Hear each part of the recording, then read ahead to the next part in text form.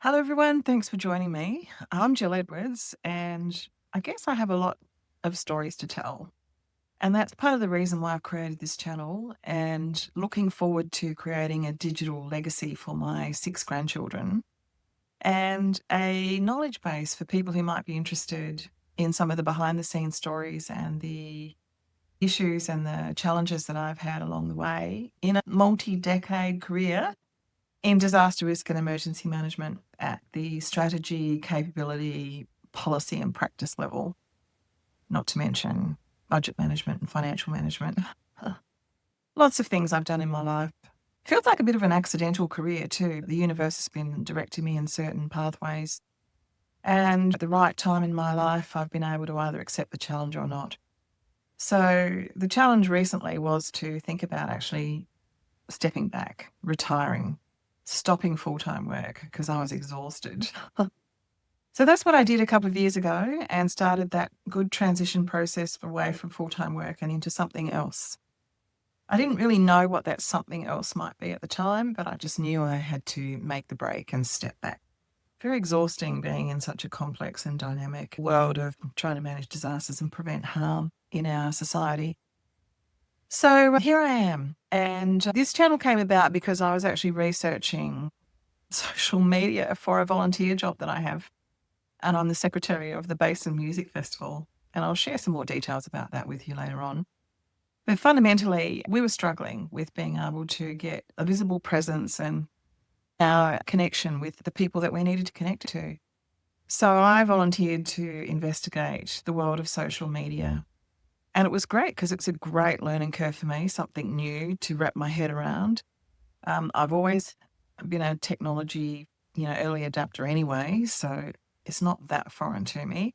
But I'm also very curious about the pace of change that's going on and how we can, even at a music festival level, try and keep up with what's happening.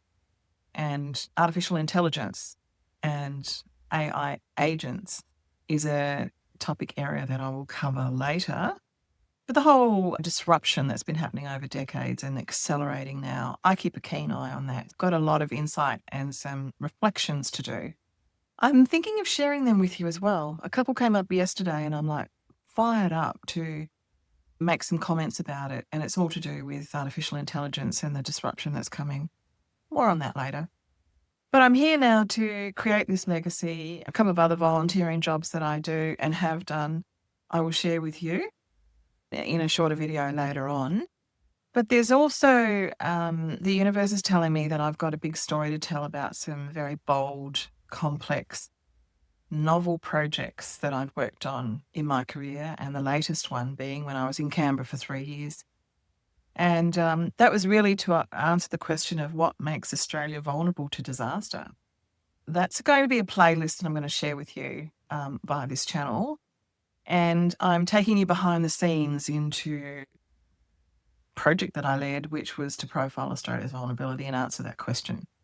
The first cab off the rank is going to be a conversation with Dr. Mark Crossfeller, who was at the time the Director General of Emergency Management Australia, and he seconded me from my role in AFAC, the National Council for all the Fire and Emergency Services, to come to Canberra, and his challenge to me was to create a national risk statement.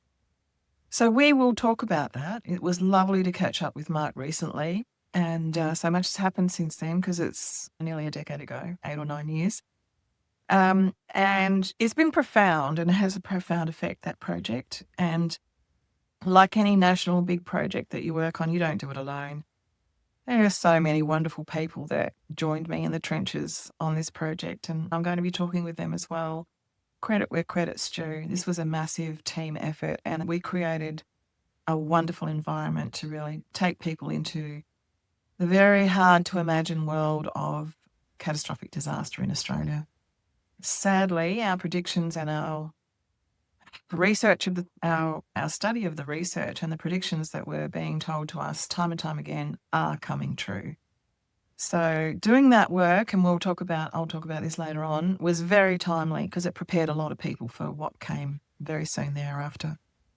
Anyhow, I'll stop now and get this post up because I'm launching the channel. I've got a few things in the works.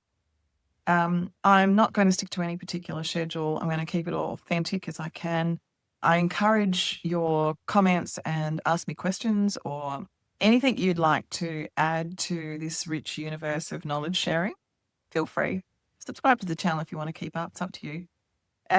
But in the meantime, I am about to post and make public the first episode of my chat with Mark Crossweller, and we talk about national leadership.